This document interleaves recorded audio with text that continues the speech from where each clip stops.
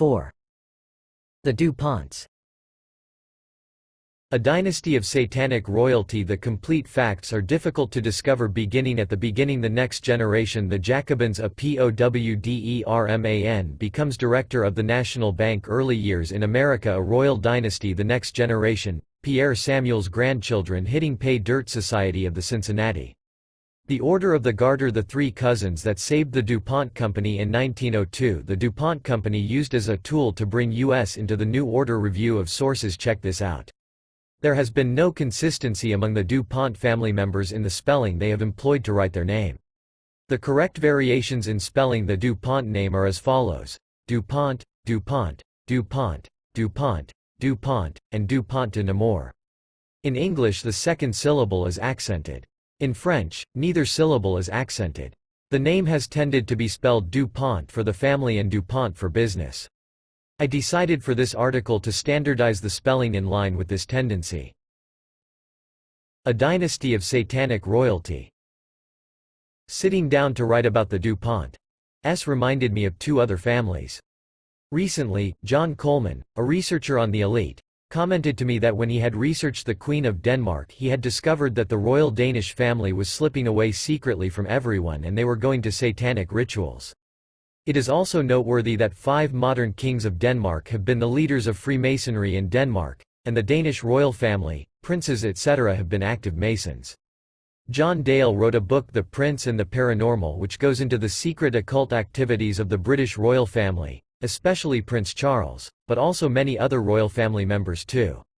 Besides the secret occult activities of the British monarch, they have been openly leaders of Freemasonry. See the appendix of Be Wise as Serpents for a detailed chart on this. The DuPonts are similar to these families in that they too are a dynasty, they too have a very public image, and they too have a totally hidden life. In fact, the DuPonts have better control over the press's coverage of them than the British royal family. One of the clues that the family is a top satanic family are the frequency of marriages between relatives of the DuPont descendants. Few people are aware of the immense importance bloodlines play in the upper levels of Satanism. Blood is believed to carry the occult power. Unless a person has the correct blood, he or she will not rise to the highest levels of Satanism. The DuPonts have intermarried with the Balls and the Gardners. These other families are known to be involved with the Illuminati and Satanism. For instance, George W. Ball is on the important permanent steering committee of the Bilderbergers and has attended the Bilderberger meetings that I know of, starting with the original first meeting in 1954, plus in 1955, 1957, 1963, 1964, 1966, 1967, 1968, 1974, 1975. George W. Ball is also a member of CFR and the Trilateral Commission. Eliza Cazenove, Gardner was a sister to a DuPont. Orzie Cazenove, Gardner was a distant cousin. Will Gardner and Bessie Gardner DuPont were cousins of the DuPonts.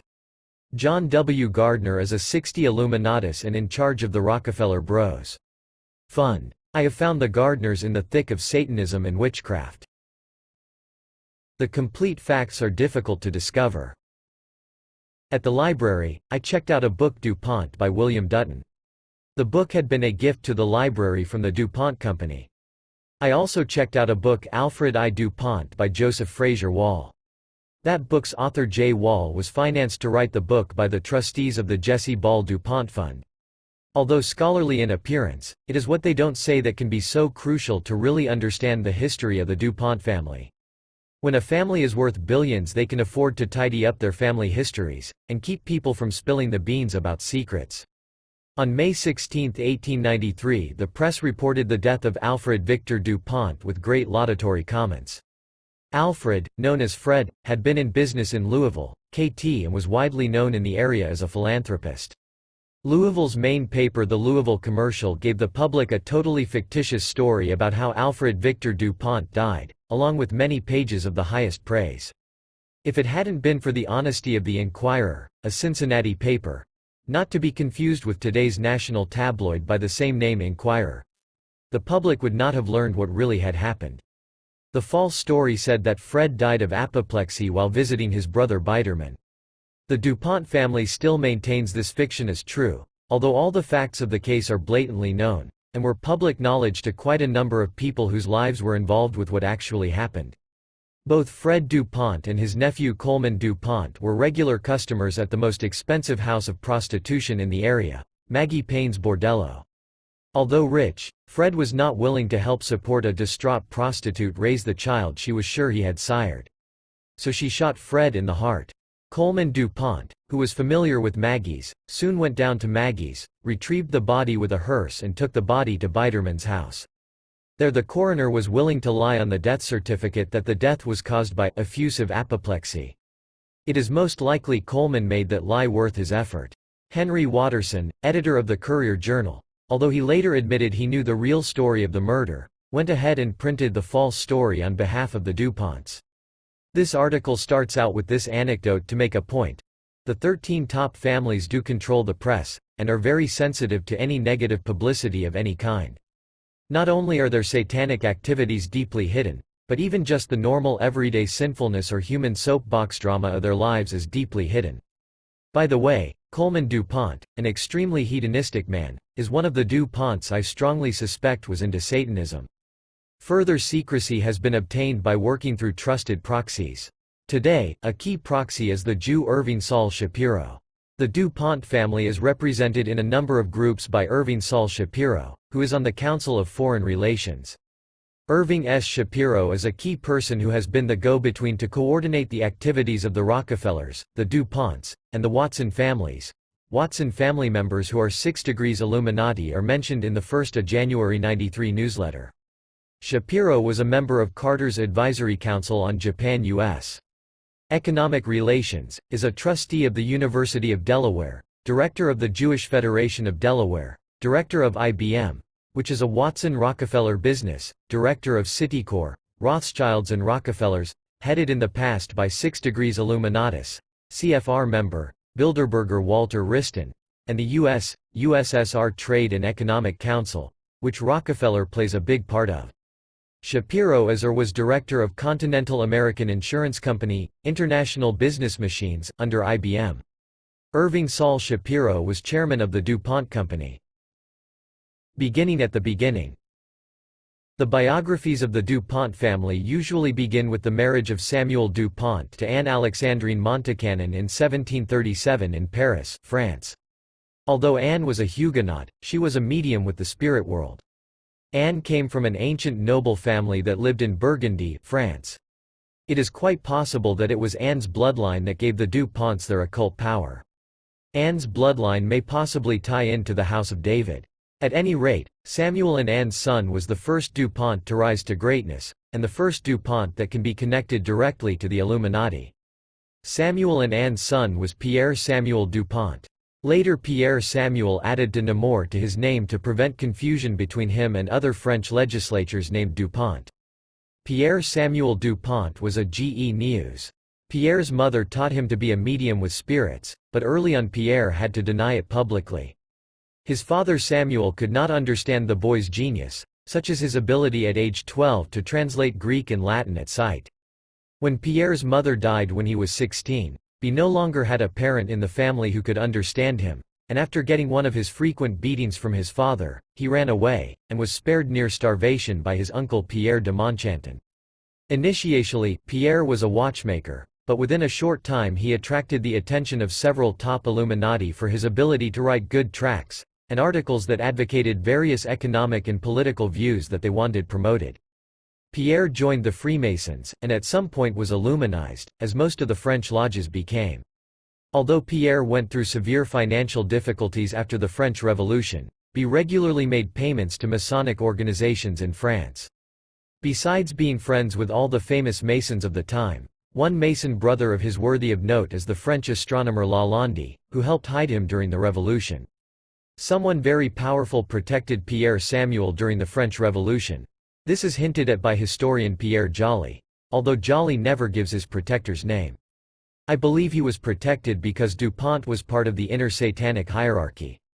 He was also protected by the daughter of Swiss financier Jacques Necker. This daughter was Madame Germaine de Staël. The madame was a close friend of Pierre Samuel and she operated a famous salon, Cat House. Madame de Staël was nothing less than an intimate friend of Saint Simon. She shared his occult revolutionary ideas. Henri de Saint-Simon was a student and friend of Jacques Rigommer Bazin, who was associated with the inner circle of several occult-based revolutionary groups during Pierre DuPont's time in France. Saint-Simon was the author of The New Christianity, which foreshadowed the creation of international communism. He also wrote in the early 1800s The Globe and the Reorganization of the European Community, laying out ideas and plans for European unity. In the early 1800s, the Saint-Simonian suggested in the early 1800s that the date 2000 be the target date for the New Order. In order to rearrange the world into the New Order, a number of items and stages needed to occur. 2 canals, one through the Suez and one through Panama, were needed, they said, to create interdependence between the nations. They also suggested a high dam on the Nile. They suggested the technological transformation of the Earth, and the biological creation of a new, androgynous humanoid. Androgynous beings are being produced in underground facilities. They are the small greys used to fly the saucers. Progress would be brought about by a series of revolutions. Study from Fire in the Minds of Men by James H. Billington to understand how the occult fraternities have created all the revolutions since the French Revolution. Saint-Simon, an Illuminatus, wanted to have a child with Madame de Staël, which would become the Antichrist. It didn't happen, but anyway, it is significant that the person who personally intervened during the French Revolution and saved Pierre Samuel DuPont's life was Madame de Staël. Necker, along with Lafayette, would later loan DuPont large sums of money for him try out his schemes in business and in forming a communist society.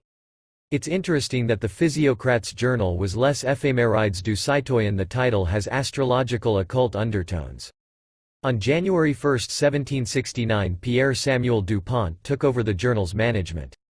He became a key leader in France, advocating a new order. Pierre Samuel DuPont believed in Plato's idea of government, which included a philosopher king. Pierre Samuel was deist. He spoke of God, but he meant nature's deistic God, not a personal God. He believed nature was a higher God than his mechanical deist God. Notice, the Jefferson in the Declaration of Independence also wrote, nature's God. This is because the deists like Jefferson and DuPont believed nature was the highest God. The ambiguity of meaning has permitted people to think Jefferson was referring the Christian God in the Declaration of Independence. It is a common occurrence that Christians assume that others who use words that they use, think like the Christians. Even today, many New Agers have an easy task to snow Christians. For instance, they just say, I believe in Christ. The Masonic reference book 10.000 Famous Freemasons, put out by the Missouri Lodge of Research, provides this about Pierre Samuel DuPont. When 23, he published 2 pamphlets on finances, which attracted the attention of the celebrated Quenet. He then expounded the doctrines of Quenet's school, the Physiocrats. Went to Poland in 1774 at the request of King Stanislaus Augustus, a Freemason, to organize a general system of national education. When Turgot became Controller General of French finances, DuPont was named Inspector General of Commerce. He was recalled by Vergennes to assist in negotiating with England the treaty to accord independence to the U.S. in 1789. He was a member of the States General, but his reactionary views led to his imprisonment in 1792. In 1799 he emigrated to the U.S. with his family, and at Jefferson's request, started on a plan for national education in this country. He returned to France in 1802 and was instrumental in promoting the Treaty of 1803, by which Louisiana was sold to the U.S. Pierre Samuel was a key figure in attempts to create a national education system in both Poland and the new U.S. A national education system was a Masonic, Illuminati goal to control education and take it out of the hands of sincere Christians. Jefferson, who was a Grand Orient Mason of the famous Nine Sisters Lodge, and apparently a key Illuminatus, was a close friend of Pierre Samuel and was instrumental at several key points in Pierre Samuel's life when he needed help. Jefferson arranged for the first gunpowder order, which was a government order, when the DuPonts went into the gunpowder business. Benjamin Franklin, a key leader of several secret occult fraternal groups, was also a close friend of Pierre Samuel. When Benjamin Franklin arrived December 1776 in France, one of the first people who sought out to visit with was Pierre Samuel DuPont. During the next year after that, DuPont was a frequent visitor to Franklin's residence in the village of Passy. In 1783, DuPont expected to sit with Franklin at the treaty table in Paris, but John Adams got the Americans to sign a treaty with Britain without France's involvement. Alexander Hamilton, whose role in the conspiracy is now known, was DuPont's lawyer in the U.S. The next generation. During the second year of Pierre Samuel's marriage to Maid Lady, Victor Maid was born with the Marquis de Mirabeau as his godfather. Victor Marie DuPont, 1767–1827, was an aide-de-camp to Illuminatus Lafayette from 1789 to 1792. Whether Victor was a Mason in France before the family came to the United States in 1800, I do not know. Victor Marie DuPont soon got involved in Freemasonry in the United States after arriving. The following are some of the highlights to his secret Masonic career according to Masonic records. 1808 signed a Masonic petition to create a lodge at Angelica, NY. 1813 joined Washington Lodge No. 1 of Delaware.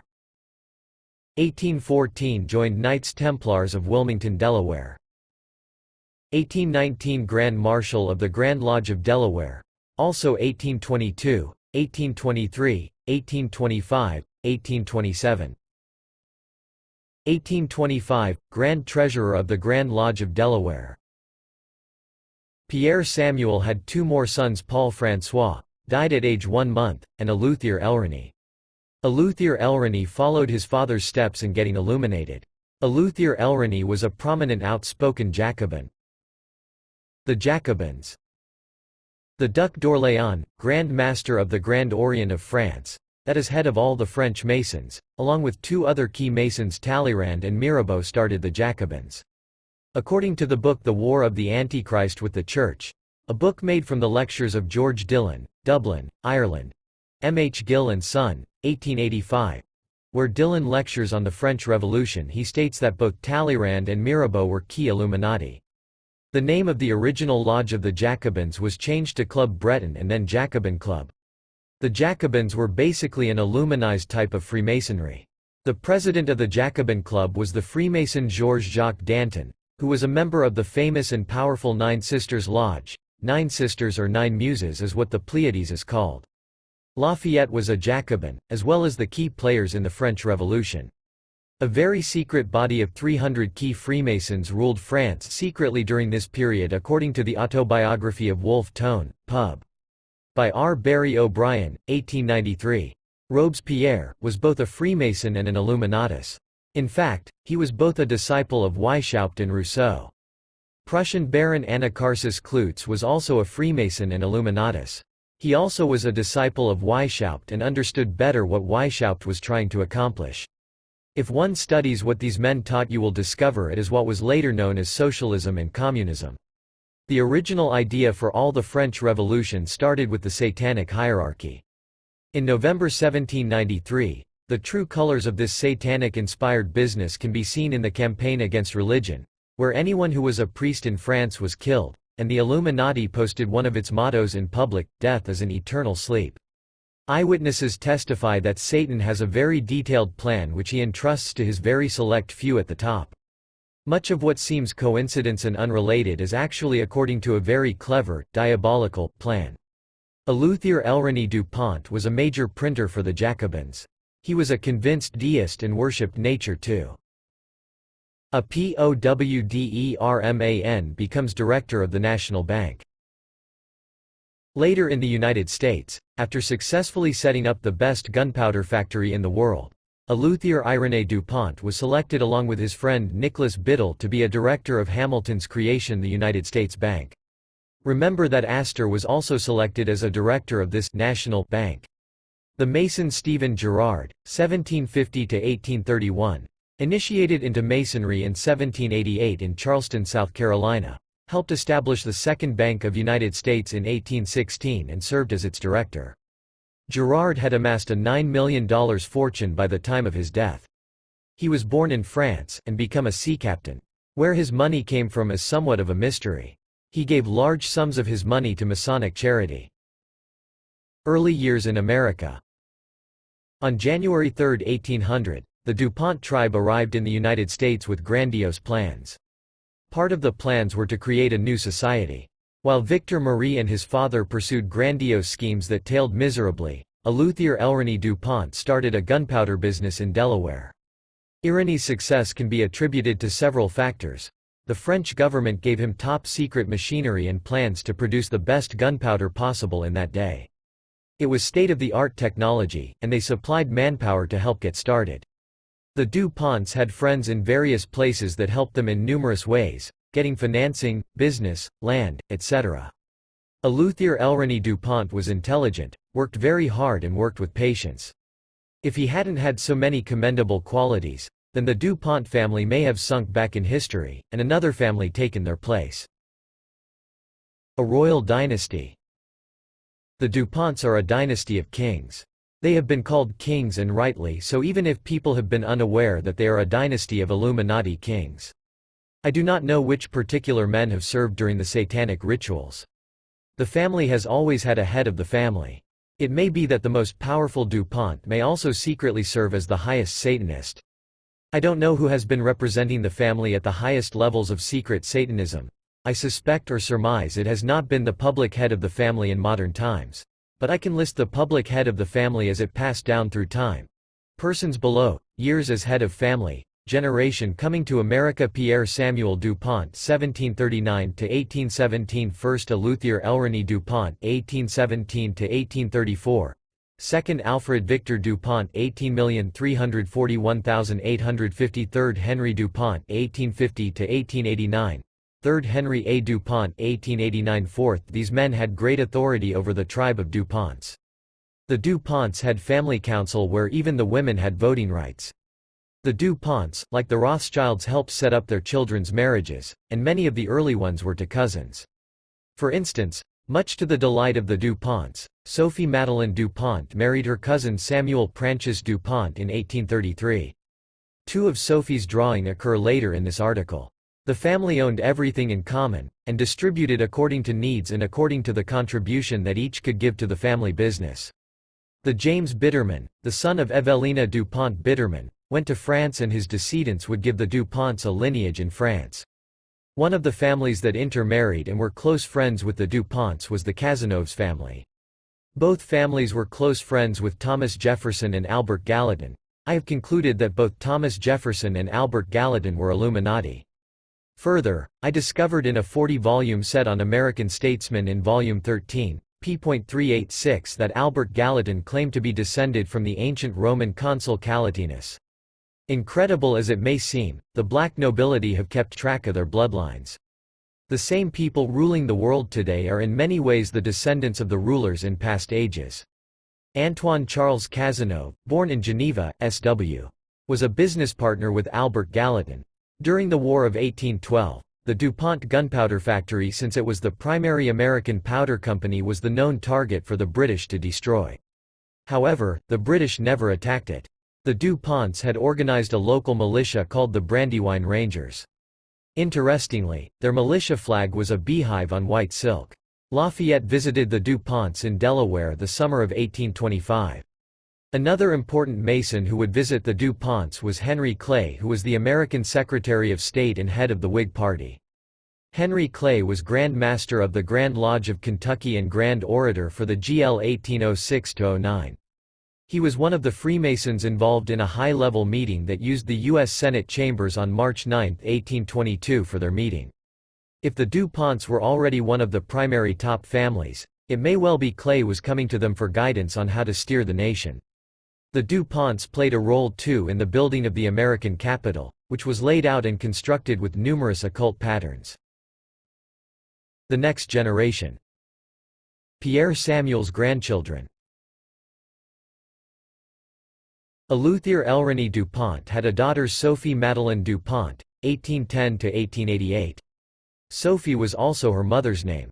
Sophie Madeleine DuPont, her name Sophie, Sophia, is popular with Mariah, wrote diaries, journal voluminous correspondence. Sophie also drew hundreds of drawings and sketches, many of them characters of people. Of her sketches, this article reproduces two of them which bear importance to this newsletter. The first is a drawing by Sophie DuPont of one of the DuPonts dressed up like Satan with long paper horns and a tail.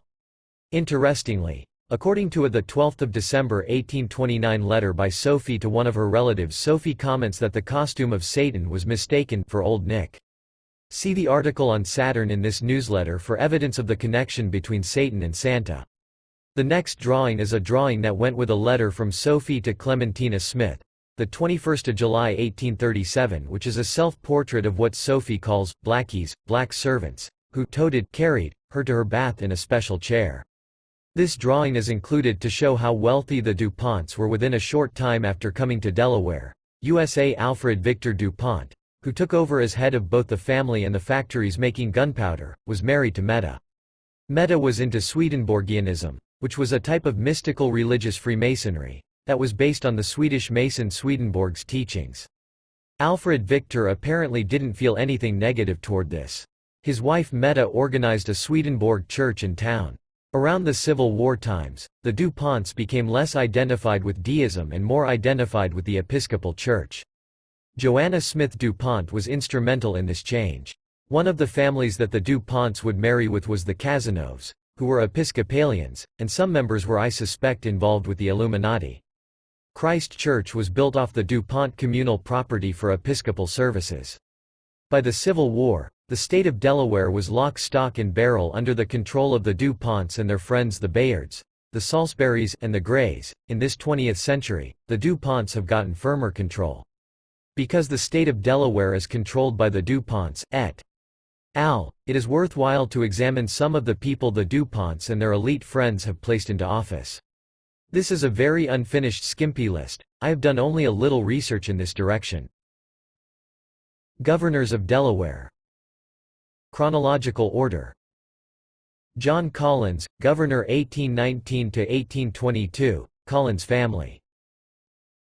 Caleb P. Bennett, Governor 1832 to 1836, Freemason. Thomas Stockton, Governor 1844, high-ranking Freemason. Charles C. Stockley, Governor 1883 to 87, Freemason. Benjamin T. Biggs, Governor 1-887-1891. Freemason. Pierre Samuel DuPont, IV, 1977. Also U.S. Representative, and other governor. Positions U.S. Senators of Delaware, alphabetical order of surnames. T. Coleman DuPont, Sen 1-921-192. Henry A. DuPont, Sen 1-895-1896. 1906–1916. In 1896, the U.S. Senate rejected his election and therefore Henry DuPont's credentials due to proof of voter fraud. Delaware legislature, Republican, replaced Henry, a Republican, with a Democrat. But in 1899, when the Senate seat became available and another one in 1901 too, they could not come to any agreement on a selection of a senator because Henry A. DuPont and John Edwards O'Sullivan Addicks, the two Republican leaders, were fighting so much. Consequently, in 1899 Delaware only had one U.S. senator, and from 1901 to 1903 Delaware had no U.S. senators. L. H. Eisler B. All, 190,345, 1919–25. Also served Del.A.S. State Treasurer, Freemason. James H. Hughes, Senator 1937–42. Freemason, also was Del. Sec. of State. Richard R. Kenny, Senator 1897–1901, Freemason, also Adj. General of Del. Arnold Nadane, Senator 1830–36, Freemason, Grand Master of the GL of Del. Also State Senator, 36–39. John G. Townsend, Senator 1929–42, Freemason, banker, alternate delegate to the UN General Assembly in 1946. James M. Tunnell, Senator 1941–47, Freemason, 32 degrees, also lawyer. John Wales, Senator 1849–51, Freemason, Pres. of Nat. Bank of Wilmington and Brandywine, Sec. of State of Del.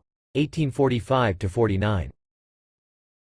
William V. Roth, Jr., Senator 1971, CFR, Trilateral Commission, also on the Representative Nat. Com. The DuPont gunpowder factories dominated the industry. Within only a short time after getting started in 1802, they had the best quality gunpowder in the world for the general market. Every war the United States has fought starting in 1802 with the war against Tripoli, today Ubia, and the Barbary pirates until the incursion into Somalia this last year, the American military has depended upon DuPont gunpowder. Henry DuPont, 1812–1889, took over command of the gunpowder manufacturing when he was 38. He was very authoritarian and was known as Boss Henry.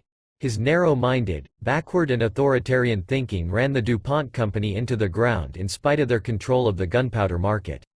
When he died, Alfred I. DuPont, Pierre Samuel DuPont II, 1870–1954, and Thomas Coleman DuPont, 1863–1930, took over various DuPont manufacturing affairs. This triumvirate revived the aging DuPont factories. They bought out the rest of the gunpowder manufacturers, giving them an absolute monopoly in the munitions industry. They modernized the DuPont factories and put the DuPont businesses back into top shape. On August 22, 1857, the DuPonts lost their first family member to an explosion, Alexis DuPont. The DuPonts had always been in the forefront on safety at their gunpowder factories, but that did not prevent them from having to suffer repeated explosions over the years. An explosion at a gunpowder factory is easily set off and very deadly. The tutor that was hired in 1852 to tutor the DuPont children, R. Page Williamson, described in his letters to Virginia that the DuPont children were very spoiled and difficult to work with.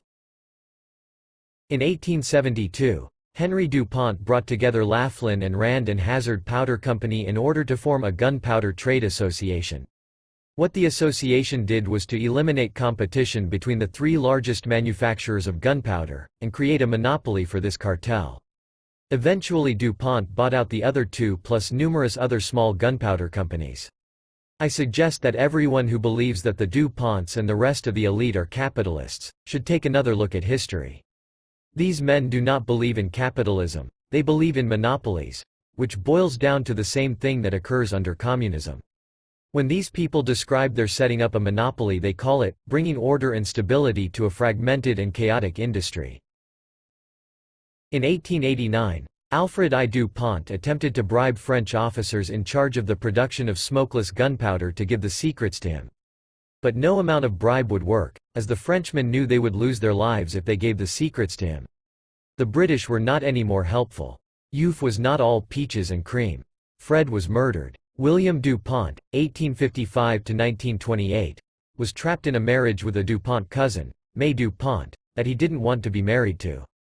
Louis Cazenove DuPont, a handsome, intelligent young, committed suicide with a bullet in the library at the Wilmington Club. Alfred was shot in the face by accident on a hunting trip. The DuPont family had their share of heartaches, broken marriages, insanity, etc. When Mary Beelan married into the family, she brought some Jewish blood. As a major part of the budding military-industrial complex, the DuPonts during the 19th century had to work with the Army and Navy. The Army and Navy convinced them to implement a contract with the Coupal Company in Belgium for smokeless powder, which when the formula was received was found to be inferior to what the American were already producing. However, this whole episode ended with the DuPonts going with their own formula and setting up a new plant at Carneys Point, New Jersey. This hits the highlights of the family history in their first 100 years in this nation. To celebrate their first 100 years, every living descendant of the first Pierre Samuel was invited to a great banquet. A building was built to house them.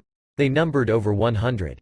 At each person's table setting was a special gift of a gold coin, prepared especially to commemorate the Centennial. On January 1, 1900, the DuPont tribe celebrated.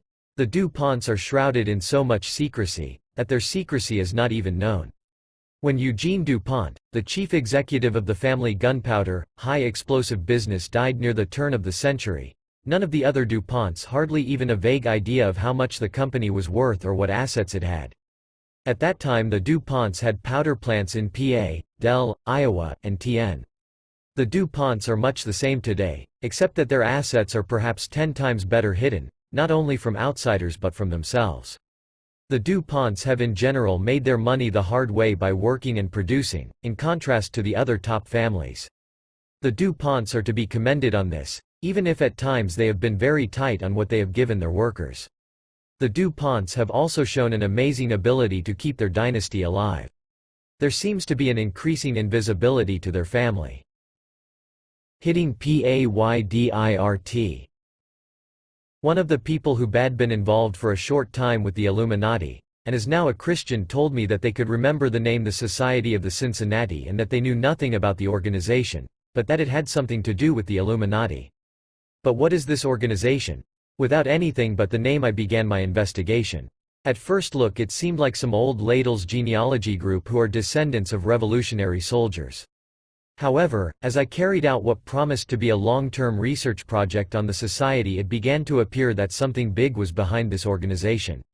One reference stated, "The Society of the Cincinnati 1783 It is likely that no Englishman feels a greater sense of pride in being a Knight of the Garter, or Scotsman, a Knight of the Thistle, than an American feels in being a member of the Society of the Cincinnati." Wow. Double wow. Here is an organization that essentially no one I know has even heard about, and yet an American would feel a great sense of pride in belonging to it. Interesting. Not only that, but I knew what the Order of the Garter is. The Order of the Garter is the secret inner group, which is an elite group within the Order of St. John of Jerusalem, which is the British part of the Knights of Malta.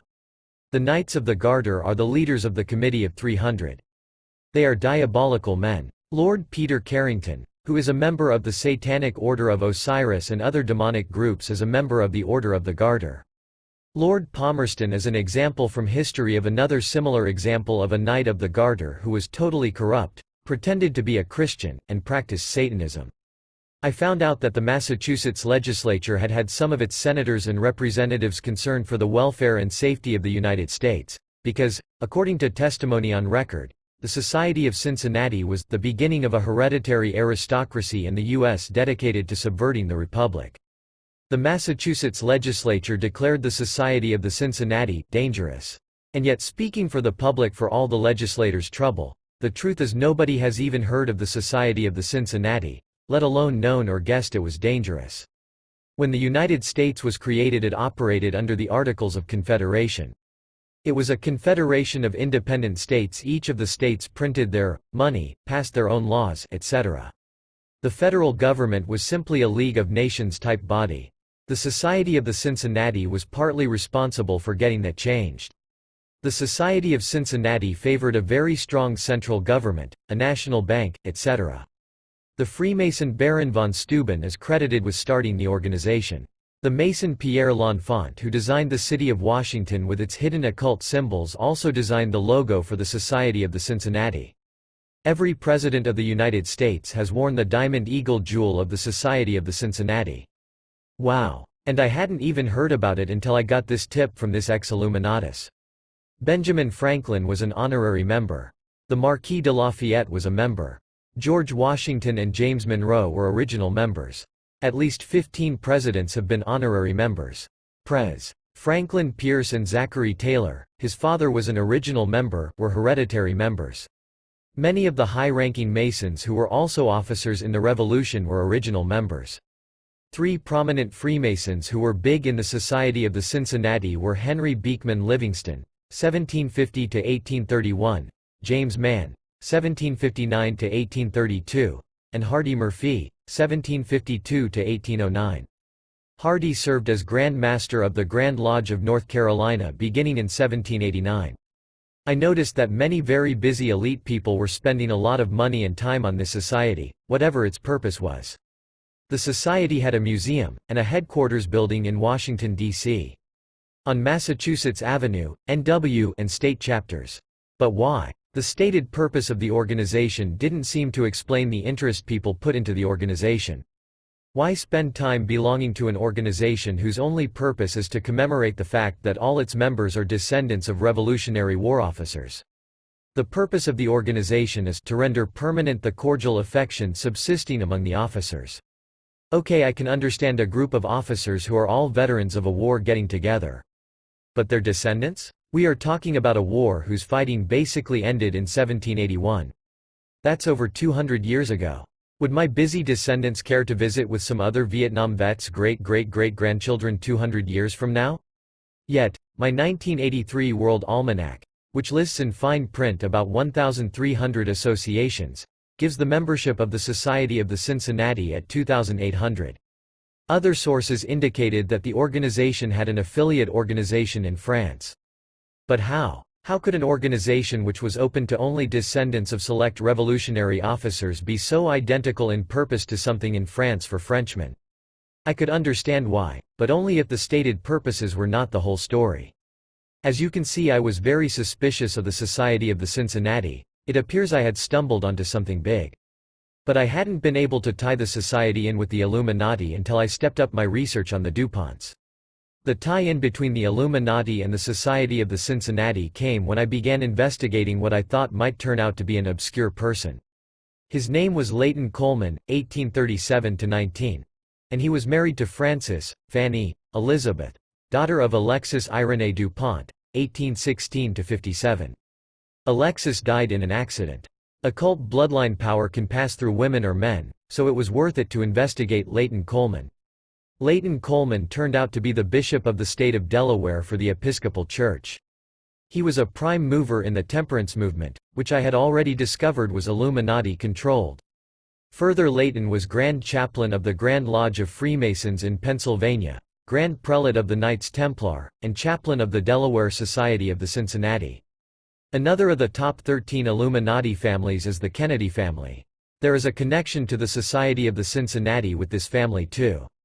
Jacqueline Bouvier Kennedy Onassis, ex-wife to both JFK and Aristotle Onassis, had a grandfather named Major Bouvier, who invented a family genealogy which was mostly fiction, which was self-published in 1925 as Our Forebears, but the fantasy Bouvier genealogy allowed him and his sons Bud and Black Jack to get into the Society of the Cincinnati. See A Woman Named Jackie, by C. David Heyman, page 18. All three Bouviers were very proud of their memberships and would proudly display their boutonnieres on their labels showing membership. The three cousins that saved the DuPont Company in 1902. The successful three DuPonts, Alfred, Coleman, and Pierre, that together took over the gunpowder factories, ended up in some serious infighting after a few years. Alfred divorced his wife to marry his cousin, and the Coleman and many of the others did not approve of the marriage. Alfred and the others got into some serious family infighting. In 1913, Alfred, at one point letting his rage get the better of him, got the Delaware legislature to pass a special law changing his first wife's son's name to spite his first wife. The special law passed the House in 4 hours secretly at Alfred's request, but failed by 2 votes in the Senate after the other DuPonts found out what Alfred was trying. Alfred built his cousin wife Alicia the most expensive house on the East Coast. In $1,910, the lowest estimate is $2 million, but the actual cost may easily have been several times that. The name of the mansion was named Nemours. The main grounds of the Nemours estate are 400 acres enclosed by a 9ft wall. Broken glass was embedded in the concrete on top of the wall. Beyond the 400 or 2,000 acres that make up the estate. From 1906 until 1920, the DuPont family broke up into 2 factions that waged a civil war in various arenas. Alfred I. DuPont led a political campaign that fought the corruption of Coleman DuPont's forces. Up to that time, politics and voting, and vote counting were totally corrupt. By April 1918, Alfred had defeated Coleman for control of Delaware's politics. In 1911, Alfred bought the principal daily paper in the area, the Wilmington Morning News. In 1916, after successfully blocking his uncle Henry A. DuPont from being re-elected, Alfred DuPont bought control of 9 Delaware newspapers. In 1932, on a trip to Egypt, Alfred found a dog be named Mummy that was his familiar spirit. In the biography about Alfred which I read, it said, Alfred had scored over his sister Marguerite. Let her collect Virginia ghosts if she wanted them. Only he had a reincarnated Egyptian mascot who could produce wonders as great as those of Aladdin's genie. Alfred DuPont by Joseph F. Whale, page 593. Alfred L. DuPont himself wrote this in a letter to the Reverend Baker P. Lee, the 23rd of May, 32, about his familiar spirit. I have 1 or 2 more jobs for Mummy, and then I will give her a vacation before I put her to work again. He wrote at least one other letter where he talks about the magical powers of his dog, which was his familiar spirit. Mrs. Cazenove Lee Jr. got a letter mentioning Mummy's powers too. Alfred died in 1935. Ed Baley and Jessie Ball DuPont, his widow, took over control of his estate. Ed Bale increased the Alfred I. DuPont's fortune and became the most powerful man in Florida. Ed Baley's wealth passed the billion-dollar mark in the 50s or 60s. In the late 1960s, political enemies were able to attack the wealth of Ed Ball with new legislation and some investigation of the misuse of his money hidden in the foundations. In 1981, Ed Bale died. In 1985, Ed Ball's widow claimed that Ed's sister Jessie had actually murdered Alfred I. DuPont in 1935. She claimed that while Ed was alive she had been too afraid to tell the truth about Alfred's murder. Forbes magazine carried the story in October 1965. T. Coleman DuPont went in business with President Taft's brother Charles P., member of the Skull and Bones, in 1910 to build McAlpin Hotel in New York City. Taft's other brother Horace was a member of the Order of Skull and Bones. In fact, the Taft family, which dates back to Braintree, Mass. In 1679, helped start the Skull and Bones Order, and at least 8 Tafts have been in the order. This was the first of a series of luxury hotels. Coleman bought New York Equitable Life Assurance Society, which was America's largest insurance company. NY Equitable Life Assurance Company undoubtedly brought Coleman in touch with other Illuminati elite. He belonged to the Rittenhouse in Philadelphia. He was the director of a number of things, including the Union National Bank in Wilmington and the Pres. Of Central Coal and Iron Company, along with a few other coal and iron companies. T. Coleman has been mentioned already in connection to the DuPont gunpowder business, which he ran for a number of years as head honcho. During WW1, the DuPonts made a mint. The company had $9 million surplus in its treasury. The result was that DuPont absorbed General Motors. The DuPonts also went into the chemical business. The American government had seized the German Die Trust, and the DuPonts were given their patents. The DuPonts began to build a great chemical empire on the synthetic, such as shatterproof glass, paints, rayon, nylon, dyes, photographic film, rubber, chemicals, drugs, etc. Only the Dow Chemical Company has any competition with the DuPont chemical operation. Alfred Victor DuPont, Alfred I's son, served only as a private in the Marines during WW1 and was on board several ships. And yet for some reason when WW11 broke out, he was made a consultant to the Joint Chiefs of Staff from 1943 to 1945. He was an Episcopalian. Emile Francis DuPont, 1898, graduated from Yale, like a number of DuPonts have. He was important layperson within the Episcopal Church. Pierre Samuel DuPont belonged to the American Philosophical Society. He also wears the rosette of an officer de la Légion d'honneur. How or why he got this I haven't found out. He was on Delaware's State Board of Education, 1919–21. He was the president of General Motors from 1920 to 23 when he turned it over to Alfred P. Sloan Jr. Pierre Samuel started what is called the buddy system, where DuPont and GM's management worked together. DuPont saved GM from extinction after WWI and has watched over GM since. Robert L. DuPont Jr. is a research psychiatrist. He has done research at Harvard. He was the delegate for the U.S. at United Nations Commission on Narcotic Drugs, 1973–78. He is especially knowledgeable about what drugs will do to a person, which an area of his research. And Francis Marguerite DuPont, born 1944 in Duluth, Minnesota, is deep into research into genetics. Those of us, who know what these people want to do, cringe when we see that some of the top genetic researchers are connected with satanic families. Every American almost every day uses a DuPont product. When I began learning what the DuPont industries produce, it is utterly astonishing. Anything that involves chemicals is under their production. Herbivores and fertilizers for farming. Cosmetics and nylons for women. Chemicals for all types of industrial production, textiles of all kinds. Cleaning fluids such as when your clothes are dry cleaned. The list can go on and on. Most of us are using DuPont products almost continuously all through the day. General Motors, the explosives and gunpowder monopoly, the chemical monopoly, which its tens of thousands of products, gives the DuPonts enormous financial leverage. The DuPonts obviously are in close cooperation with the elite involved with oil because so many of their products are derivatives of petroleum products. In 1940, it was estimated the DuPont family was worth $5 billion. Today, their total worth must be many billions of dollars, not to mention the enormous power they wield. The very survival of the United States military is dependent upon the military products of the DuPonts. The DuPont Company used as a tool to bring U.S. into the New Order. Although the DuPont Company's the principal DuPont company is E. L. DuPont de Nemours and Company, whose 1991 revenues were $38.7 billion, are run by many executives who are not DuPonts. The DuPont family does quietly pull the strings in the background.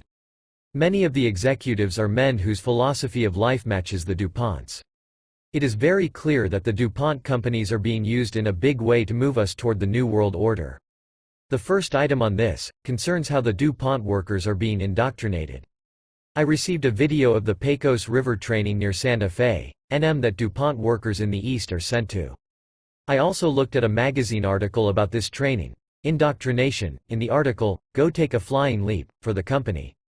Successful Meetings June 1992, pp.59–62. A Christian brother who works for the DuPonts in Tennessee has been secretly undermining the efforts of the DuPont company leaders to turn the workers into New Agers. With the help of Christians in the plant, this Christian brother finds out what is planned, and then does his homework so that he can prove to the workers how New Age ideas are being brought in to subvert their thinking. The company changed from calling all its people employees to calling them initiates. The people at the plant were to all be sent to the Pecos River training by DuPont, but due to the exposure of their New Age subversion, people are not allowing themselves to be led by the nose. This brother sent me a video of the Pecos River training. And there are scenes in it where strangers are kissing each other well. Not exactly strangers because the training is designed to break down individuality and to create a group think with intimacy. Initiates are taught, don't slay the ego, ego is your servant. Another magazine article in June 1992, p. 15–16, tells about the 5 types of thinking that the DuPont company is trying to instill in their people. They are 1. Lateral thinking. 2. Metaphoric thinking. 3. Positive thinking. This is also called visualization or in the occult witchcraft. 4. Association trigger. 5. Rapturing and interpreting dreams. An employee environmental awards program was installed where employees can win money by submitting their environmental suggestions. Personal Journal August, 92, pp. 60–71. Many of the readers of this newsletter are already aware of how the environmental issue is contrived and controlled by the elite. One of the items our new AG Department of Education Secretary Alexander tried to get going was for education to shift from the schools to the factories. This is a process that the Illuminati want to implement to further take us into a total slave state. Interestingly, DuPont has been getting into the act by spearheading Delaware's BRT task force, in which students will attend seminars at DuPont facilities.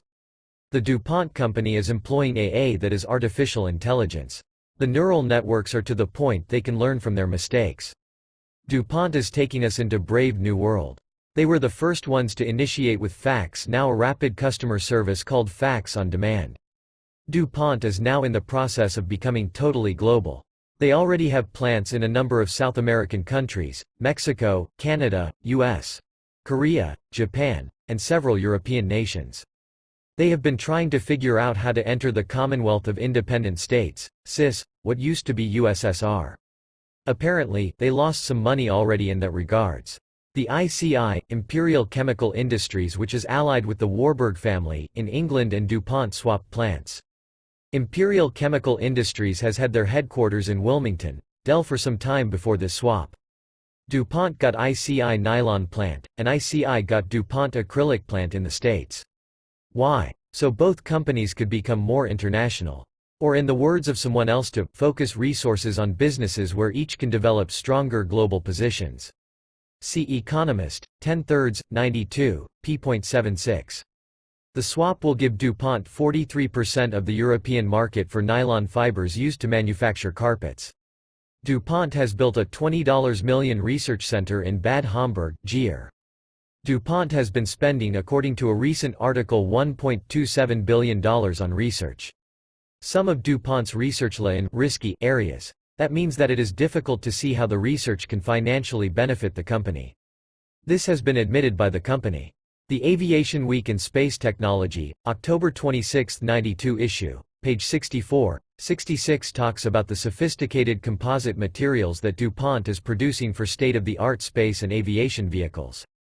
I imagine some of these composite materials are finding their way to the secret UFO bases, and DuPont may well be producing some of the parts for these secret anti-gravity machines. The article states that Boeing Defense and Space Group, Lockheed Aeronautical Systems Company, General Dynamics and DuPont and Hercules, Inc. are working together on aeronautics projects. Boeing and Lockheed are definitely involved with the production of flying saucers, so this may be a good do that DuPont is too. The article states that DuPont has been a leading supplier for advanced U.S. military programs. An example of the sophisticated materials that the DuPonts are producing is XTC, the first recyclable, Class A finished thermoplastic sheet molding compound for horizontal exterior body panels. It is a flexible, porous, interwoven sheet of polyethylene beraphthalate impregnated long glass fiber. General Motors, DuPonts, selected the material for use on their air intake manifold on certain 1993 V6 engines, modern plastics. Automotive Show features Lots of Toughened Materials by Stuart A. Wood, April 1992 issue, pp 66–69. The CEO of E.L. DuPont de Nemours & Company is Edgar Woolard, who took over in 1989. Edgar is innovative, which will be beneficial in the 90s with all the upheavals coming. One item that the Illuminati have planned is to put things into our major city water supplies. Interestingly, DuPont has research facilities and a Chambers work facility in Deepwater, New Jersey, which both deal with water treatment. The DuPont family today is represented at the 6th Illuminati level, the Pilgrim Society. I am convinced their power also run higher, but want more information, research to bring it out to the open. One book said that the DuPonts were one of the top 3 influential families in the United States today. Whether one is aware of the secret satanic power of the DuPonts or not, it is inescapable to conclude that the family is exceedingly powerful in the United States beyond comprehension. Every facet of our lives is influenced by products whose production is still ultimately under the control of the DuPont family of control. For those people who subscribe to the theory that the world is divided between the Rothschilds and Rockefellers, look at the DuPonts, who are truly independent of the other top families, dispels that theory. To quote Carl Schriftgeiser in his book Families, the DuPonts of Delaware constitute a definite dynasty, perhaps the most complete dynasty ever established in this republic, and one which seems destined to continue its kingship for generations to come. Today there are 700 members of this family. Every time a package of cigarettes is opened, the simple tearing of the tab is a gesture of tribute to the DuPonts. And every time a great gun booms, with whatever cost to life or property, it echoes merrily in the feudal stronghold of this mighty clan. We must end with the direct statement that the DuPonts today rule Delaware with an iron hand, that their interests affect the daily lives of each one of us in some way, and that the family moves on. It is, today, the great American dynasty.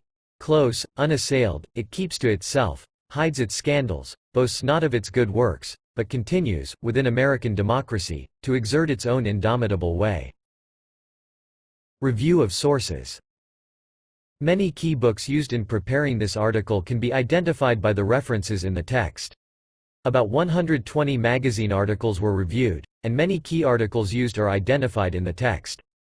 Several confidential interviews were also involved in developing the article, as well as the manuscript by an ex-Mason and insider who the elite murdered. Check this out.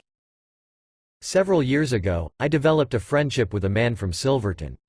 From that friendship I got the vibes that something was strange about Silverton, OR. Later, through my contacts, I found out that Anton LaVey's church had set up their Oregon headquarters in Silverton.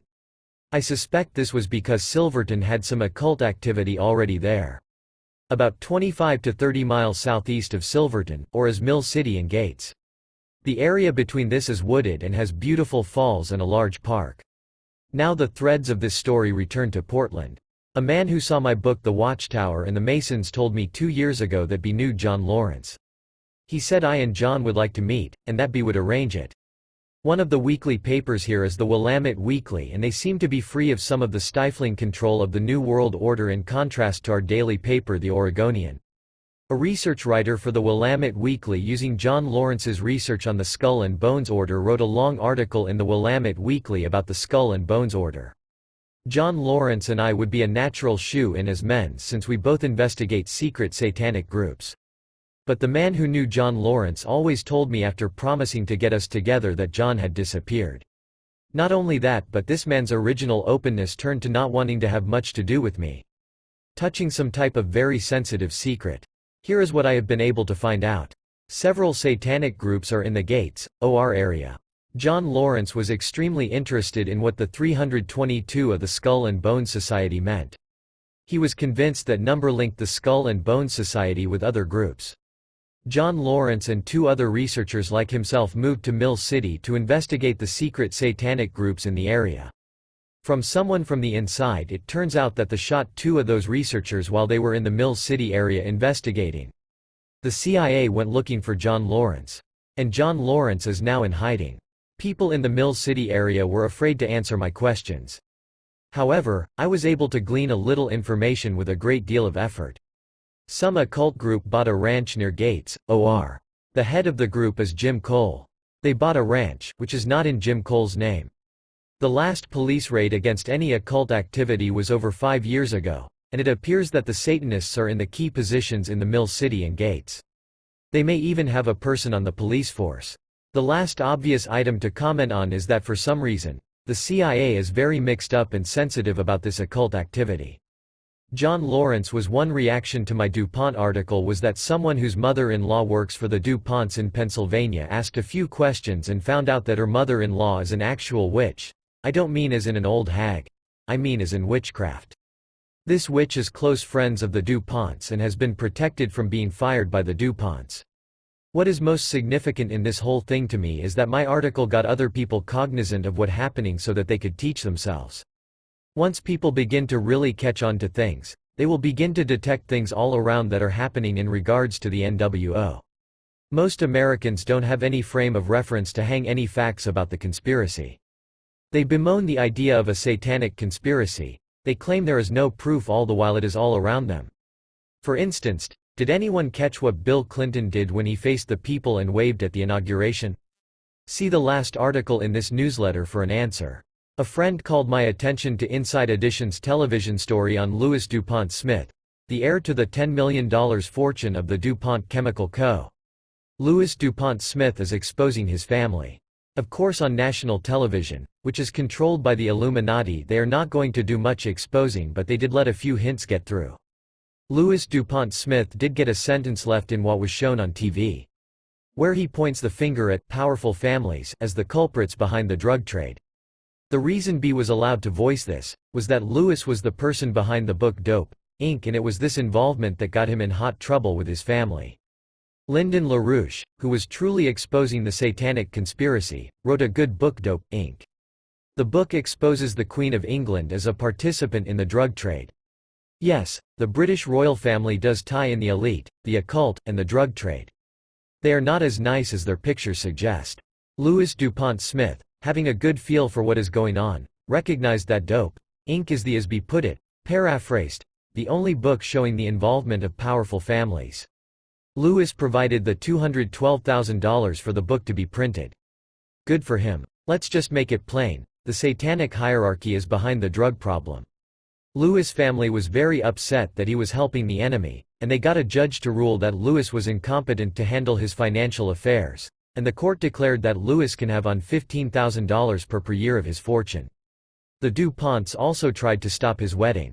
A federal informant saved Louis from getting captured, and taken 60 miles into the Atlantic on his father's yacht to be tortured and programmed. His family had hired a motorcycle gang with black hoods and some CIA Green Beret types to kidnap Louis. Louis managed to get wind of the scheme and save himself.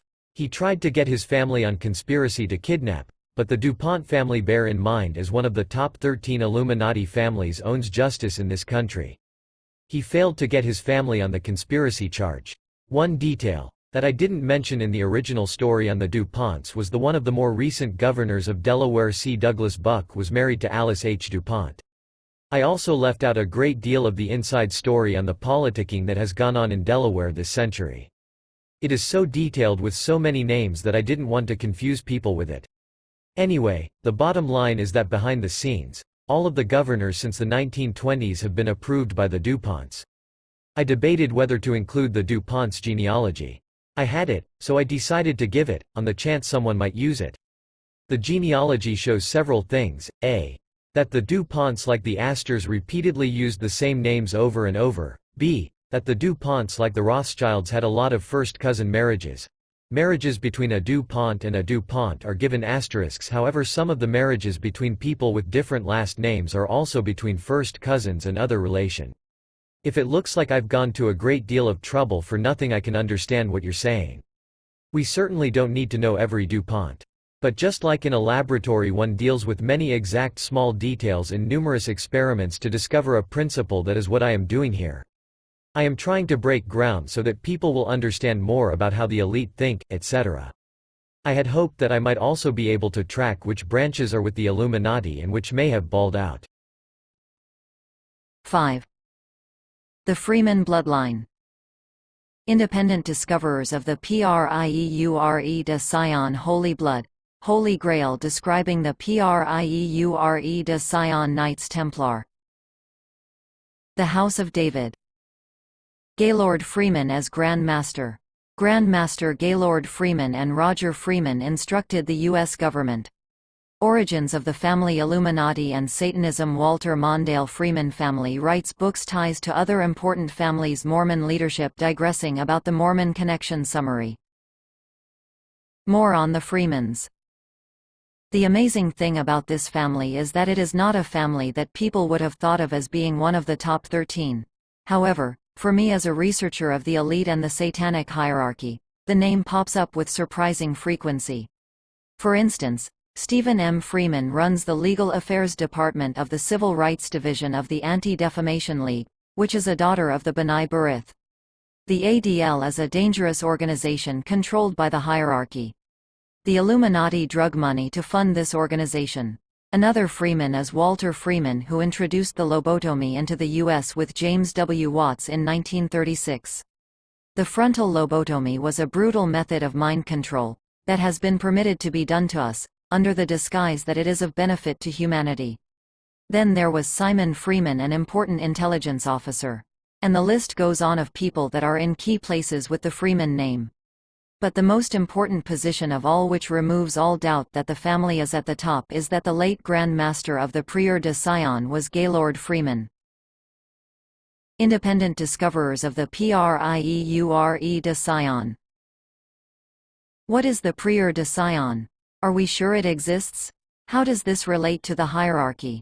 The Priory de Zion, Priory of Zion, was unknown to the general public until 1982, when a book co-authored by Michael Bagent, Richard Lee, and Henry Lincoln came out.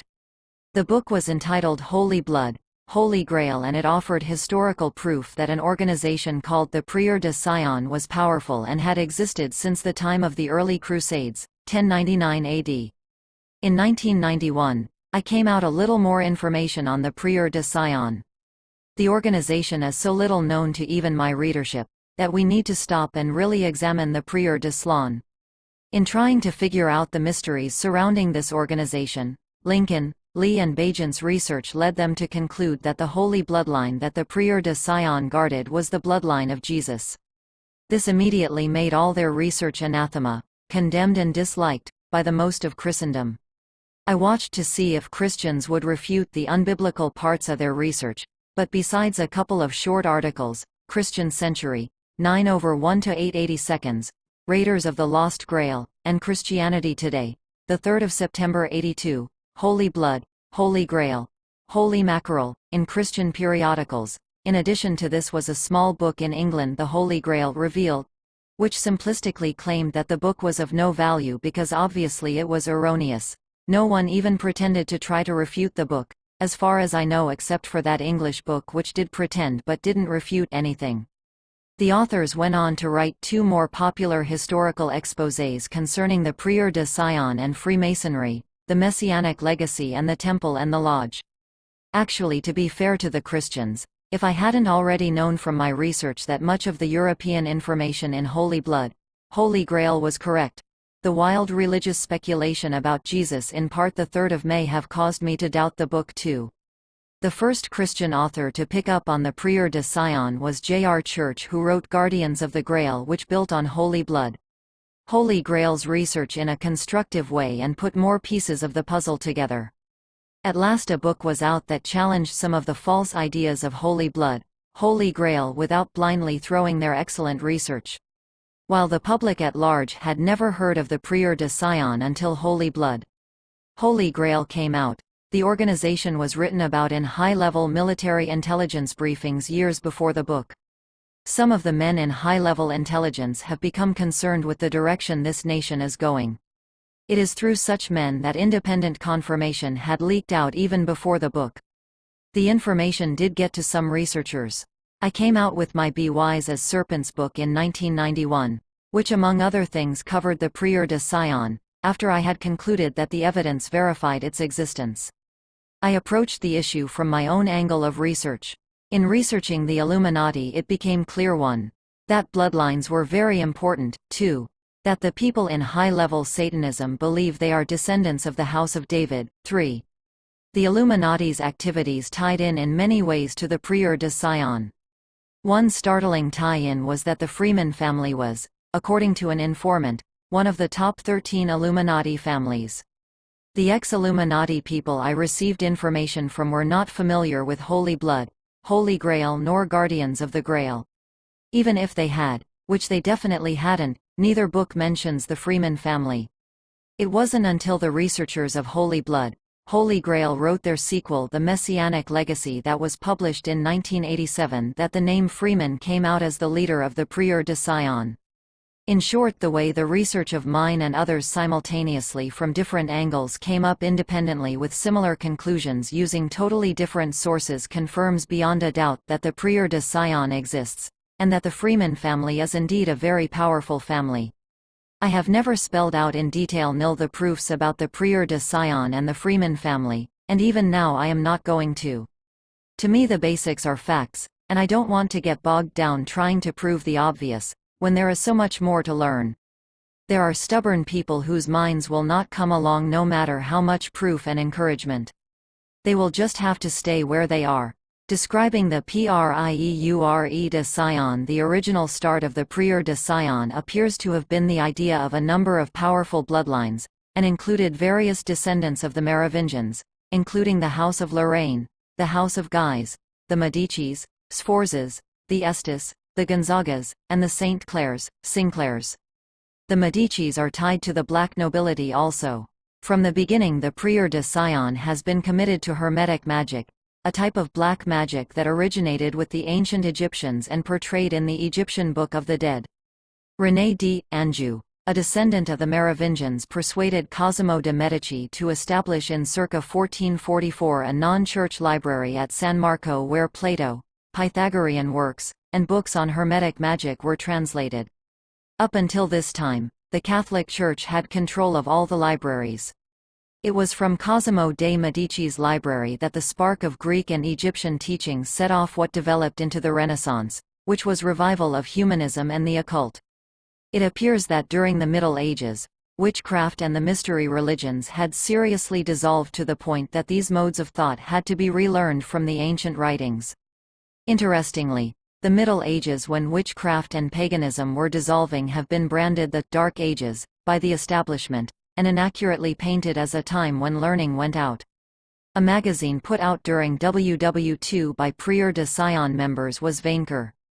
The organization that took credit for the magazine was Alpha Galates. It carried articles on Atlantis, Theosophy, Celtic wisdom, and other esoteric things. The magazine also declared itself in favor of a united Europe. Robert Schumann, who was associated with the magazine Vainqueur, later became a leading architect of the EEC. An internal magazine for Prieure de Zion members is Circuit, the acronym for Chivalry of Catholic Rules and Institutions of the Independent and Traditionalist Union. A 1956 issue of Circuit promotes the use of a 13-sign zodiac rather than the traditional 12. The 1959 series of Circuit refer the reader to Vainqueur. The Circuit magazine, which claims to write its articles with hidden meaning, says this cryptically about the Prieure de Zion: We are not strategists, and we stand above all religious denominations, political perspectives, and financial matters. We give to those who come to us moral aid and the indispensable manna of the Spirit. Another article says, except through new methods and new men, for politics are dead. The curious fact remains that men do not wish to recognize this. There exists only one question: economic organization. Dr. Otto von Habsburg, a descendant of the Merovingians, and a Knights of Malta, headed Pan-Europa, an organization that has been working toward a US of Europe. Their logo was a Celtic cross in a circle. The first point in time that the Priory of Zion can be pinpointed is when Jerusalem was captured by the Crusaders and an abbey of monks that Peter the Hermit had belonged to was established in a building called the Abbey of Notre Dame de Mont de Sion just outside of Jerusalem. This abbey had an order that was called the Ordre de Sion. Over the centuries, the Ordre de Sion has developed into what we have today as the Priory of Zion, Priory of Zion in English. Bear in mind that the Ordre of Zion was visible for several centuries but has been totally secret after the 13th century. It became semi-visible during the 1960s and 70s and became secret again in 1984. The group of monks that made up the original order were led by Ursus of the Merovingians. They were given a place at Orville in France until they apparently decided to move to the Holy Land. This order appears to have had the power behind the scenes to have been in the position to select who would sit on the throne at Jerusalem, and they initially selected their man Godefroy de Bouillon. The Ordre de Sion, Priory de Sion, set up a military order called the Knights Templar. Louis VII of France became indebted to the Knights Templar, and in repayment of the help he had received he established some of the Ordre de Sion at the Priory of Saint Samson, along with establishing 26 men, 2 groups of 13, at a small priory at the Mount of Sion, Orléans, France. In 1188, the Ordre de Sion let the Knights Templars apparently go their own way, which eventually was to trouble. The story of the Knights Templars is exceedingly interesting because it relates to the satanic international bankers of today. The Knights Templars became the first European-wide international bankers. How their story fits into everything would take too long to tell at this point. At that time period when the Knights Templars took off on their own, the Ordre de Sion became the Priory de Sion, and also used the names Ormus and Rose Croix. The Priory de Sion is intimately connected to the creation and guidance of the Rosicrucians and Freemasons. In the Be Wise as Serpents book, Chapter 12, it talks about how the Priory de Sion set up the Scottish Rite of Freemasonry. In 1613, the House of Lorraine, part of the Priory de Sion, joined with the House of Stuart. After that, the Priory de Sion began to display more interest in Scotland. Scotland was one of the few countries where the Knights Templars had thrived when the order was suppressed by the order of the Pope. Scotland also had several occult traditions operating. It was a hotbed of occult activity. Scotland and the Scottish people have played a very big role in the New World Order conspiracy for centuries.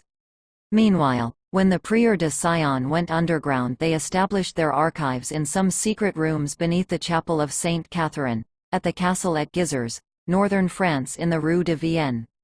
The archives were, according to reports, contained in 30 coffers. Secret tunnels connect the chapel with the local cemetery. The Merovingian descendants and the Priory de Sion have guarded the sacred bloodline that Satan has built up. Their members are secretly scattered in key positions throughout society. Many of the descendants are unaware of their heritage. For instance, within the Sinclair family only certain branches have kept up their generational occult heritage, and are aware of what is going on. Family trees subdivide over the centuries until the Merovingian family tree has become a forest. The houses of Habsburg-Lorraine, whose titles are Dukes of Lorraine and Kings of Jerusalem, Plantard, Luxembourg, Montpezat, Montesquieu, among many others including the Freeman family, and hundreds of others. Be Wise as Serpents revealed for the first time, as far as I know, how all the heads, presidents, of the LDS and RLDS have been descendants of the Merovingian dynasty, and they and the Masons have both used the Merovingian symbol, the B. The House of David. In my research of high-level Satanists, it became clear that the bloodline that was key in their minds was the House of David, not Jesus Christ's lineage. I discovered that the House of David had set up a kingdom in southern France. I discovered this while rummaging through history books on the Middle Ages. I came upon a book, A Jewish Princedom in Feudal France 768–900. This book was the key for me to realize that the Merovingian dynasty, which wove its bloodline into the royal bloods of Europe, was Jewish in origin. When I read Holy Blood, Holy Grail, it became apparent that the author's theory of Jesus' bloodline had clouded their realization that the key was that the Priory of Zion was of the House of David and was in this sense Jewish, although most of the Priory of Zion are most likely not attending synagogues. Indeed, the Grand Master of the Priory of Zion, Pierre Plantard de Saint Clair, told them so much. To quote the pertinent paragraph from the Messianic Legacy, page 296, at our meeting in April 1982, M. Plantard adopted an ambivalent attitude towards our book, Holy Blood, Holy Grail. On the whole, B endorsed it and offered to correct, for the French edition, certain vague or unclear references. At the same time, he would neither confirm nor deny our thesis that the Merovingian bloodline was descended from Jesus. There was no evidence either way, he said non-committal. It was all too far in the past, all too long ago. There were no reliable genealogies. Besides, Jesus had brothers. Nevertheless, he acknowledged the Merovingians to have been of Judaic descent, deriving from the royal line of David. The significance of this is tremendous. It means that those people who have been saying that it is a Jewish conspiracy have been correct. Even if some of these people saying these things may not be greatest characters. This also opens the door as to why the top leaders of the Illuminati have been willing to work with the Ashkenazi Jews. In Be Wise as Serpents, I show from Masonic sources that there is indeed a big connection at the top with the Jewish leadership and the House of David and Freemasonry. The goals of Freemasonry are intertwined with the goals of the Priory of Zion. There is a big danger in labeling the conspiracy Jewish. When people label Jewish as bad, it confuses more than clarifies. The Jewish people are not the enemy. Next, although many of the satanic hierarchy claim to be from the House of David, they do not publicly proclaim themselves as Jews. In fact, they may publicly take a negative posture toward the Jews, such as Lady Astor and some of the DuPonts have been. It is perhaps fine that Zionism be labeled evil. Zionism includes both Christians and Jews. To be a Zionist is to identify oneself with a movement that the elite has set up and controlled for their purposes. Many in the Zionist movement are like common people everywhere. They want to do what is right. They have simply not gotten the bigger picture, and are being used. When two groups have some similarities but each want to keep their own identity, they can be mortal rivals. One group that has been very easy for Satan to provoke against Christians is the Jews. Perhaps no group of people has hated Christians with more intensity. One of the first groups that Satan worked at controlling were the Jews. But to call the conspiracy Jewish is misleading. The father of it all is Satan. It is satanic, and it will use anyone it can. And God will use anyone too. How many of us have escaped helping one cause or another of the establishment, or in being in some organization that the establishment was using? Let each of us examine ourselves and get our own lives in order. There is a song about violin that was going to auctioned off cheap until a master violinist picked it up and played a good tune on it. Don't auction people off cheaply. The touch of the master's hand can turn anyone into a beautiful thing. Don't reject anyone who will let the master's hand tune his life. This is a war against evil, not race. Not everyone of the most evil bloodlines is on the enemy's side. Many are trying to serve the Lord. Likewise, just because the Freeman family is one of the top 13 satanic families doesn't mean that all or even most Freemans are part of the hierarchy. Gaylord Freeman as Grand Master. From 1918 to 1963, Jean Cocteau was Grand Master of the Priory of Zion. Following the unification of the various powers into a secret NWO government in 1954, the Priory of Zion had a major policy dispute.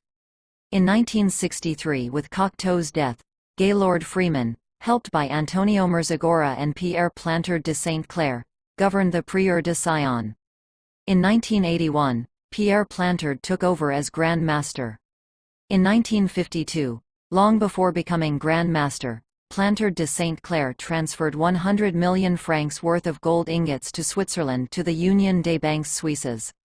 When this was publicly revealed, he said that it was a legitimate move made for the French government. In 1955, several men associated with the Prieure de Zion obtained some old parchments, two of which gave the Merovingian genealogies, and they used the British notary of royal appointment Patrick Francis Jordan Freeman, that's one name, in relation to a request to the French government to take the old documents to London, England, where they were kept at 39 Great Russell Street. Later P.F.J. Freeman was used again the next year to request that the documents be allowed to stay in England to be held in a safe deposit box at Lloyd's Bank of Europe in London.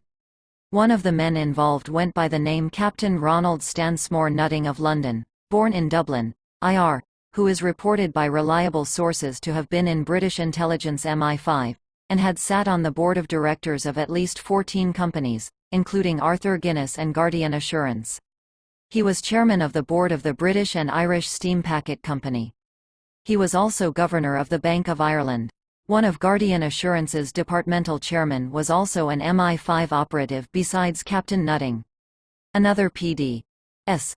member who was with Nutting was Viscount Frederick Leathers, who was British Minister of War Transport during WW2.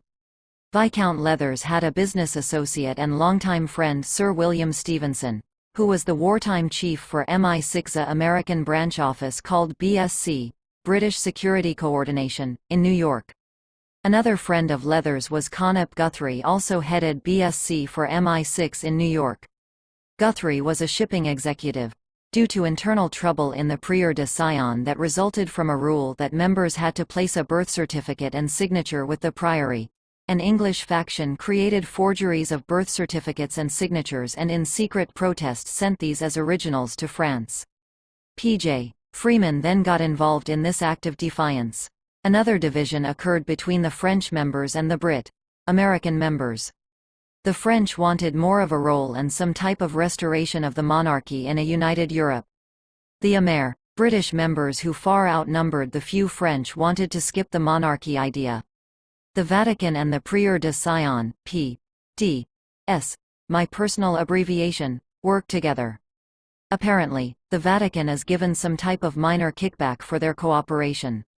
John Drick, A. Robert Aboud, and Gaylord Freeman were three members of the Prieure de Zion that were associated with the First National Bank of Chicago.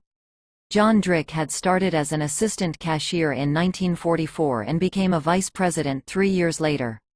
In 1969, Drick became both the president and one of the directors of the bank. He also was on the board of a number of other companies including Stephan Chemical, MCA Incorporated, Oak Industries, and Central Illinois Public Service.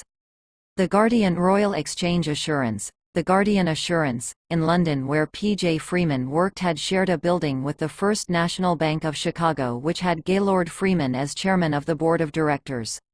In other words, the two businesses and the two Freemans all connected, it seems, to the Prieure de Zion, and then by other inferences all connected back to the hierarchy. Gaylord Freeman's signature appeared on a Prieure de Zion document of December 16, 1983. Gaylord Freeman never publicly admitted that he even knew anything about the P.D.S. Grand Master Gaylord Freeman and Roger Freeman instructed the U.S. government. On the next page is a photocopy of the article that the New York Times ran when Gail Freeman died. It has often been said, if you want to know who really runs things, look at a man's advisors. Now check this out. Gaylord Freeman never ran for any major political office, and the voting process is supposedly to get men who know what they are doing into office. And yet if you read the NY Times biography, you will read, Mr. Freeman was frequently called on by Washington for advice and assistance. Yes, presidents and congressmen called Gaylord Freeman for advice. Instructions might be a better term, and yet most of us haven't even heard of the man. Again, for those who think that only the Rockefellers and Rothschilds are powerful families, let me ask, why weren't they calling Rockefeller? Not only did the presidents turn to Gaylord Freeman for advice, orders, they also turned to another member of the family, Roger A. Freeman. Roger A. Freeman was a senior fellow at the Hoover Institute. I suspect Roger was Jewish, but the newspaper doesn't say any religion. The New York Times biographical news article that came out when Roger died is also put on the next page. Note that in the headline they emphasize that Roger Freeman played the role as advisor to 2 presidents. And yet I doubt that hardly any American has heard of him. One prominent Freeman, James D. Freeman, has played a leadership role in Unity School. James Freeman has written at least 6 important books for Unity which they have published. 2 of his works are Unity School and The Story of Unity. Had the article on spiritual warfare covered ritual sites in Kansas, Missouri, I would have mentioned about the Unity School. Near, adjoining, the Unity School, in between Kansas City, Kansas, and Kansas City, Missouri is a strip of wooded land. Little Ricky Road goes through this area, and the forest along Little Ricky Road has been used for satanic rituals by a coven that was made up of adults, not teenagers. Interestingly, a man who was part of the Unity School hierarchy and came to Christ told me that the school secretly conducted Luciferian initiations and that Robert Schuller, 33 degrees Mason, and leading Protestant clergyman knew all about Luciferian initiations being conducted there. Yet Schuller went ahead and taught his principles of church growth to Unity School. They call the school Unity School of Christianity, but a more accurate name would be Unity School of Witchcraft. Many witches have in fact been associated with the Unity Church and are closely working with it to secretly destroy Christianity. I know from inside information that the hierarchy is sending orders to the school, so it would not surprise me if James D. Freeman was actually part of the Freeman family that is one of the top 13 Illuminati families. Some of the family are clearly Jewish, such as Ernest Robert Freeman, who lives in Maryland and is an important Jewish leader. He has been the DLR of the Jewish Community Council in his area, and president of the Sachs, Freeman ASIC. The Sachs family also ties into the conspiracy, so that is interesting. And Grace Freeman, who is Jewish, wrote inside the synagogue. Some of the Freemans are leaders in Christendom too. Lee Jackson Freeman is an American Baptist minister. He went to Union Theological Seminary, which is a totally ungodly place. They turn out socialists for graduates, etc. Lee Jackson Freeman was a member of the executive board of the National Ministries of the American Baptist Church. He also served in the ecumenical ministries in his Scranton, Pennsylvania area. R. Lexi Freeman is a Nashville, Tennessee Methodist pastor, Waverly Place, who is a Freemason. Origins of the family. There are obviously different unrelated family lines that have the last name Freeman. In the preliminary genealogical work that I have done, I have found Freemans coming from England, France, Germany and Austria. Howard L. Freeman is a Christian author, who has written about how the economic system of our nation is ungodly. I wrote him a letter of inquiry about the Freeman family. He wrote me and told me that his family came from the English town of Barnstaple, and that the Freemans in that area treated him as a royal guest when he visited the area. He was shown around England over a 50-mile radius by the Freemans in England.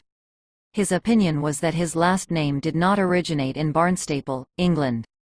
The history books record an MP, Member of Parliament, back in the times when our revolution was being plotted, who was named Sambrook Freeman, circa 1721–82. He was from Folly Court, near Henley, in Berkshire. He went to Oxford. I do not know if the Freemans in Maria, the Illuminati, are from England originally, but from the little clues I have that would be my first guess. If not England, then likely France. Mary Freeman of Marlborough, Wiltshire, England claimed back in 1988 that on July 13, 88, almost at midnight, that she, Mary Freeman, was leaving the ancient Druid stone circle at Avebury when she saw a UFO over Silbury Hill. Most people are interested in her UFO report. I'm curious why this Freeman lady was out late at night at some ancient Druid site. Illuminati and Satanism. Due to time restraints, I haven't progressed as far in my research as I would like. However, I have been able to identify one Freeman in the Illuminati. He was Minnesota's Governor Orville Freeman, who appointed Walter Mondale to the position of Attorney General when Walter was just 32 years old. Walter Mondale later enjoyed the status of being the only U.S. Senator on the Trilateral Commission. Walter Mondale went on to serve the Illuminati as U.S. Vice President, and Orville Freeman was appointed as a cabinet member for Kennedy's and then Johnson's administration. Another Freeman is listed on secret membership lists as joining the Order of Skull and Bones in 1869. See his picture, which is reproduced. Don Freeman wrote books on witches, including Space Witch and Tilly Witch. Another Freeman was instrumental in the OTO being set up.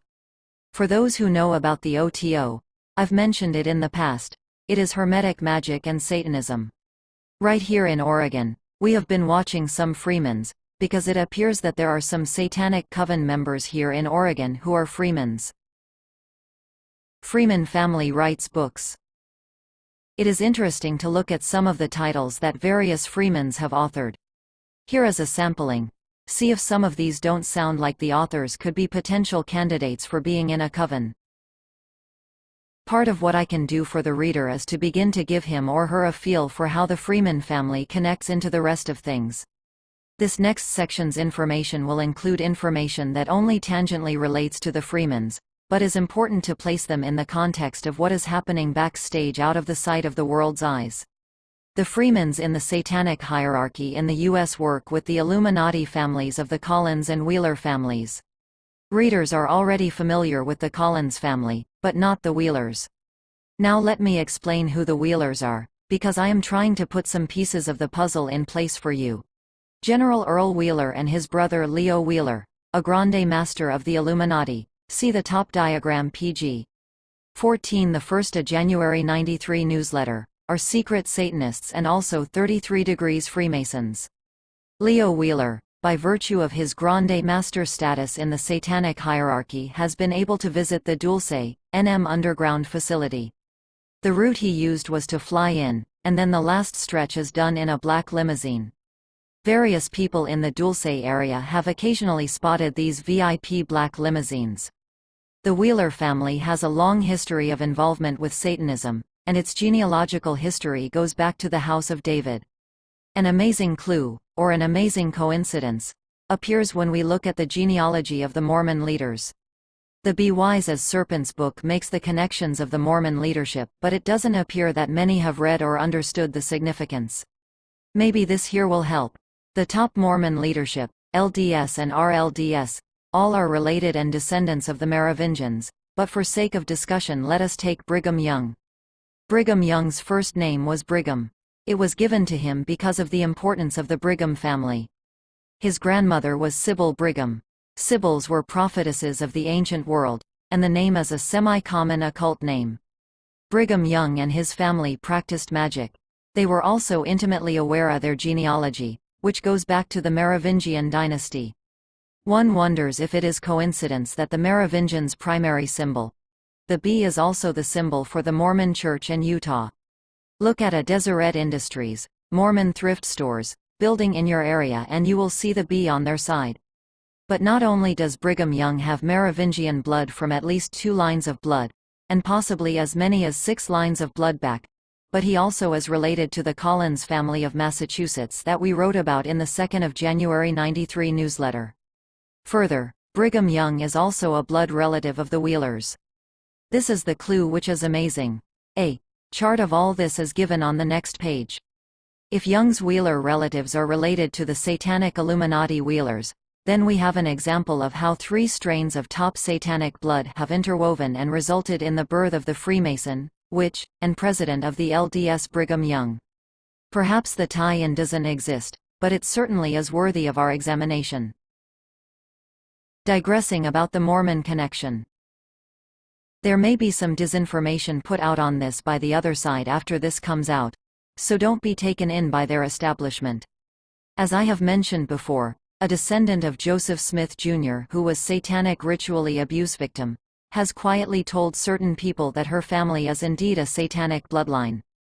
Further, I have mentioned other confidential pieces of information about how the leaders of the Salt Lake City Mormon Church, LDS, are working with the various parts of the Illuminati's empire, INCL. The Jehovah's Witnesses. Although the public split occurred between Mormonism and Masonry before the Mormons went to Utah, that was only for public consumption. The leadership have coordinated activities. The Mormon religion is really a high rite of Freemasonry, and this explains why when the Mormons went to Utah, the Mormons held Masonic schools. Hosea Stout mentions these Mormon Masonic schools in On the Mormon Frontier. The Diary of Hosea Stout, ed. by Juanita Brooks, 2 vols. Salt Lake City, Univ. of Utah Press, 1964, 2-415, 423. After going to Utah, Brigham Young contacted the chiefs of Freemasonry in England and proposed that Mormonism be granted a public charter to become its own Masonic rite. The hierarchy told him no. After that, Brigham Young began to publicly distance Mormonism from Masonry, and the Masons strangely broke many of their own rules to distance themselves publicly from Mormonism. LDS Apostle Reed Smoot was given permission to run for office by the LDS Church. Pres. Harding appointed him to the World War Foreign Debt Commission, and he also served the elite as the chairman of the Senate Finance Committee. The War Finance Corp. just happened due to Smoot's arranging it to give the LDS Church a $10 million loan. Mariner S. Eccles, of an old elite family, and a Mormon, and an Illuminatus, became Sec. of the Treasury in 1934, and was chairman of the Federal Reserve Board from 34 to 51. Ezra Taft Benson, later the LDS president, was appointed Sec. of Agriculture. David B. Haight, a prominent Mormon, was made the head of all the mayors in the San Francisco area. The full title is Governor of the San Francisco Bay Area Council of Mayors. Mormon Charles C. Cox was put in charge of the Securities and Exchange as commissioner. I could go on listing some other Mormons who have been placed in key establishment positions. Why? Why are the Illuminati and their establishment not afraid of these Mormons who have leadership positions in the LDS Church? This is a whole area I would love to explain, but as this article is digressing from the Freemans, I need to return to subject being considered. The Lords of Anjou, part of the P.D.S., were Plantagenets, and so was one of Brigham Young's ancestors. If we go back through the Goddard and Gifford family ancestors, I am trying to get my readers to look behind the curtain of organizations that we publicly, and to see what is going on backstage. And then I am trying to show how the people backstage are related and know it. Summary: we find the Freeman family popping up as the Grand Master of the Priory of Zion, as a co-rounder of the OTO, as a member of the Skull and Bones, as a powerful ADL member, as members of satanic covens, and as authors of occult books, as well as other suspicious things. It also should be mentioned that 2 of the Freemans have been very important advisors to the U.S. presidents and many other high political leaders. The Freeman family has all the earmarks of being one of the top 13 Illuminati families, as my confidential sources reveal. More on the Freemans. In 1991, Pulitzer Prize winner James B. Stewart, the front-page editor of the Wall Street Journal, came out with his book Den of Thieves. The book is the detailed story of how major insiders on Wall Street were systematic crooks. The 4 biggest names of the insider trading ring were Michael Milken, Ivan Boesky, Martin Siegel, and Dennis Levine. Robert Freeman worked with the ring, and ended up pleading guilty after the evidence cornered him. I am always suspicious of exposés of the establishment done by the establishment system. Often, the big crooks get away and the middle management take the blame. Take for instance, Iran-Contra. But Stewart's book Den of Thieves may be helpful in our understanding the Freeman family better. The Freeman family is one of the top 13 Illuminati families. At this time, there is nothing to tie Robert Freeman to Satanism, and that is not the purpose here. In an investigation, all the possible clues are collected. I am bringing my readership into this investigation of the top 13 families, and here is a possible suspect to make note of. Robert Freeman worked for the Jewish investment firm of Goldman Sachs. Goldman Sachs' headquarters is on Broad Street in NY. Just a short distance from Goldman Sachs' trading floor in their headquarters building on the glass-enclosed 29th floor was Robert Freeman's office. Robert Freeman was a graduate of Dartmouth. He liked to vacation in Colorado skiing with his family. He worked with Siegel and Boesky, especially in his illegal insider deals. These insiders made millions off investors and would have made billions if they hadn't been arrested. Freeman and Siegel made some complicated deals such as the Unocal and the Storer affairs.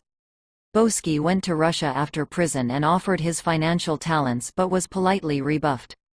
One of the men involved with the ring was Milken. Milken's influence had been a major factor behind the stock market recovery after Black Monday, 1987. That was Monday, October 19, and the stock market plunged over 500 PTS. That day, Milken convinced investors to invest in the stock market, and the Federal Reserve flooded the market with cash too to prevent a disaster. Milken was, and maybe still is, a close friend of Mason Jesse Jackson. Milken is heralded by many prominent Jews even after his arrest as a great Jew. That's not my opinion, a newspaper article will back that up. The Drexel firm associated with Milken was advised by the Federal Reserve, the SEC, the Treasury, and the Stock Exchange to declare bankruptcy with Chapter 11, which they did. Goldman and Sachs, both Jews, went to bat for Freeman, and hired private detectives to help his case. Scholar in NY represented Freeman legally. Eventually Robert Freeman pleaded guilty and was given a 4-month sentence which he served and was released on August 30, 1990. The significant part is that Robert Freeman was someone who was one of the major players in the New York Stock Exchange. Robert Freeman is not to be confused with Ernest Robert Freeman, who also is connected to the Sachs family, and was mentioned in the original article on the Freeman family, March 15, 1993.